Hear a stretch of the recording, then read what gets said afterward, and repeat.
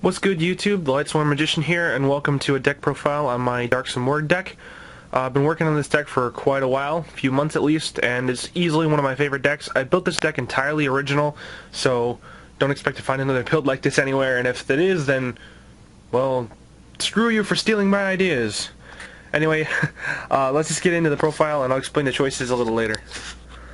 So we have two Dark Simorgh, one Dark Armed Dragon, one Gores, 3 Tour Guides and 1 Tour Bus, 2 Gen X Ally Birdman, 1 Spirit Reaper, 1 Plague Spreader Zombie, 1 Armageddon Knight, 1 Destiny Hero Diamond Dude, 2 Destiny Hero Malicious, 1 Stratos, 2 Guardian Iados, 2 Reborn Tengu, 2 Mist Valley Falcon, 2 The Tricky, and 2 Card Trooper. Moving on to spells, we got Allure of Darkness, 2 Destiny Draws, 2 Pot of Duality, 1 Pot of Avarice, 1 Foolish Burial, 2 Mystical Space Typhoon, Heavy Storm, Dark Hole, Monster Reborn. And for traps we have 2 Fiendish Chains and 2 Dimensional Prison. Extra deck we have Magical Android, Ally Justice Cataster, Bryanek, Arcanite Magician, Black Rose, Stardust, Dark End Dragon, Thought Ruler Archfiend. Exceeds we have number 20 Giga Brilliant, number 30 Acid Golem, number 17 Levier, Maestroke, Gemnite Pearl, and Ivigish Chimerageist. Alright, so let's get into some of the card choices, starting off with the monsters. Alright, so I'm just going to explain a couple of the monster card choices. These are some of the ones that people usually wonder about. So the first one is the only 2 Dark Simorghs. Now the reason why I went 2 instead of 3, and believe me, I've tested this a lot, this card is really bad at 3. Like, unfortunately it is.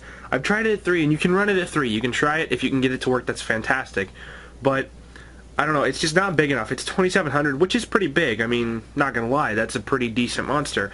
But the thing is, you don't always have the setup you need for this card. So I played it at 2, and you have so many ways to dump it. Like, you play Armageddon Knight, you play Foolish Burial, you have Pot of Duality to search it out. You know, you just have so many ways to get to it. It really doesn't matter if you're running 2 or 3. As long as you can get it and get it on the board and intimidate your opponent, you are good to go. Next up, and this is probably the most insane thing ever, is the Triple Tour Guide and the Tour Bus.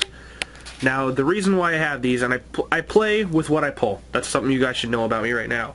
And all 3 of these are Starfoil Tour Guides, and I got these in the same day on my birthday, and I'm not gonna lie, I'll tell you that guys that story in another video. But I play that in the Tour Bus just because it's an awesome engine. It gets you into the rank 3s really quick, and it's a free graveyard fill, and this thing bounces back your stuff. I play this instead of Sangan because there's really only like 2 or 3 targets for Sangan, and instead of that you can use Tour Bus to bounce back stuff like this guy, Dark Simorgh, or any of the other guys, or even bounce back a Tour Guide if you need to get the engine back. So overall, it's really useful, and I really think that it helps the deck. If you don't have these, then just substitute them for a couple dark monsters and wind monsters, you know, like play a 3rd Gen X Ally Birdman, or play, I recommend instead of these 3 Goblin Zombies, actually, because that works really, really well. So next up we have Armageddon Knight. And now you may be asking, you're running Foolish Burial, why are you playing Armageddon Knight? Well, this is one of my favorite cards in the game. Like, I love this card so much, and I love that they're making these for every archetype, or every attribute now, starting with Dust Knight, and then Tidal Wave Knight. You know, they're making them in every set, if you guys look them up. Same stats, same thing, just different effect. But this card's awesome, and it instantly gets you a Dark Simorgh in your graveyard, and you can pretty much get it on the field because you usually have a Wind and a Dark in your hand. And this card looks really cool, and it's, like I said, it's one of my favorites. Plus, for a normal summon, it's got an amazing effect. Next up is the Gen X Ally Birdmans. I actually have 2 of this in here, but you know, it seems like kind of a weird choice, but it is a level 3 tuner. It's got 1900 attack because you can bounce back a wind monster, which works perfectly with the theme, and it's a dark itself. So even though it removes itself from play, you usually just overlay with it, and then it kind of defeats the purpose. You know, return a Tengu and get a Tengu, and then just exceed or do whatever you want. But this card works really well. If you don't like it, you can take it out. I mean, this makes it 42, so whatever you want to try, I really recommend this card. Next up, the 1 Spirit Reaper, this guy. I was playing this guy at 2, but I didn't like it because I drew into it way too much. Like, Spirit Reaper's there for the fact that if you don't have anything, you set him, and he's your defense. That's all you gotta do, is you just sit on him until you get what you need. Because this deck isn't perfect with consistency, but this guy helps it so much. at least play the 1. Like, honestly, guys, this card is so good, and it's gonna get better as the formats go on, trust me. And moving on to some other monsters, we have Guardian Yados. This card is insane. For those of you who don't know what it does, it's a level 8 2500 fairy, and the only important effect you have to worry about is if you have no monsters in your graveyard, you can drop it just for free from your hand. So if you draw this first turn, or you draw this after you Avarice, you get a free 25 from your hand, which is awesome. And it's a wind type, so even if it goes to the graveyard, it doesn't matter. This card is so insane, and I wish more people would know about it, because it's just freaking awesome. Seriously. Next up is Tengu. People ask me why I still play this card, and I'm not kidding, people ask me that. It's still a good card. The fact that it went down to 2 does not hurt this card at all. It's just awesome. This card keeps your advantage at least for one more turn, and it just saves you so many times. Plus synchro plays and just any plays in general go off with this guy. And then last two are the Tricky. This guy's insane. He's one of your best cards. He's a 2000 beater that you discard a card to special summon. So if you discard Play Spreader and you bring him back, he's a spellcaster, so you can sync for Arcanite. That's why he's in there. And this card is just insane. You can get first turn setup plays, and it's just awesome. And the 2000 definitely helps. Plus it's a special, and it can go into rank 5s.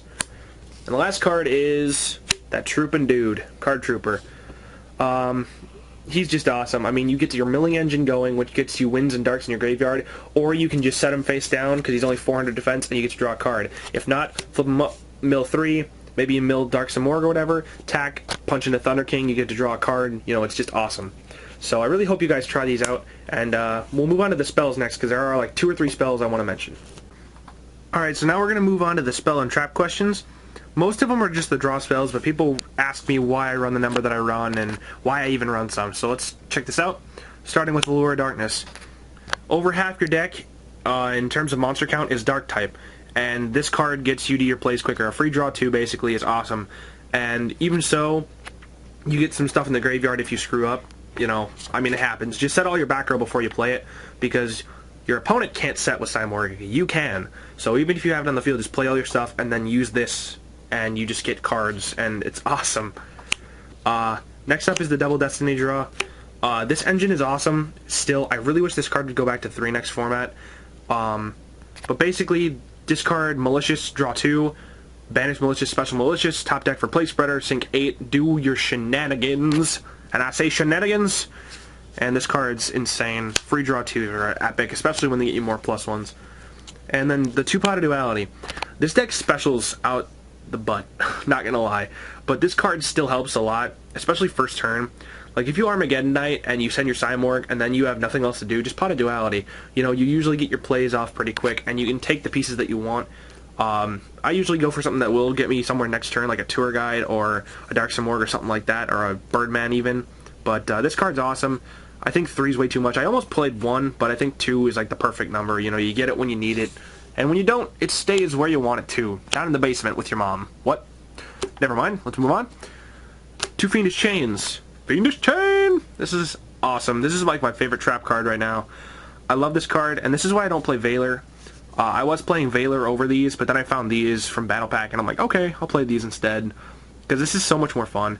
And this card is actually a little bit more versatile, I feel, because you can chain it, and it also prevents the monster from attacking. I mean, yeah, they can get rid of it, but, you know, this stays there and keeps negating their effect instead of Valor. So, I don't know. I like it over Valor. You guys let me know. You guys can switch out for Valors if you want them or if you don't have them. And then lastly is the 2D Prisons. In a deck that doesn't play very much back row, this is pretty much the only monster hate you have, besides Dark Hole. And this card puts in so much work. If they attack, deprison. Like, if it's a bigger monster, smaller monster, doesn't matter. You need stuff to keep your stuff on the field. And if they're going to have no back row destruction, this thing's going to stay there for a while, which is awesome. So, I really recommend you guys try this card out. It's still really good. But, yeah, that's pretty much all for the deck profile, you guys. I really hope you enjoyed it, and I hope you leave some constructive feedback down in the comments. If you guys want to see my Dark World deck profile, let me know. I'm building those again right now. I basically have the whole deck built, except for, like, 2 cards. And then also let me know if you want to see my Frognarks or hear the story about this amazing frog that happens to be my favorite card. Yeah, I know, kind of a random plug, but oh well. Like I said, 2 different decks. If you guys want to see them, leave me a thumbs up. Let me know how this video was. Like I said, leave me any comments down below. And until next time, I'll see you guys later.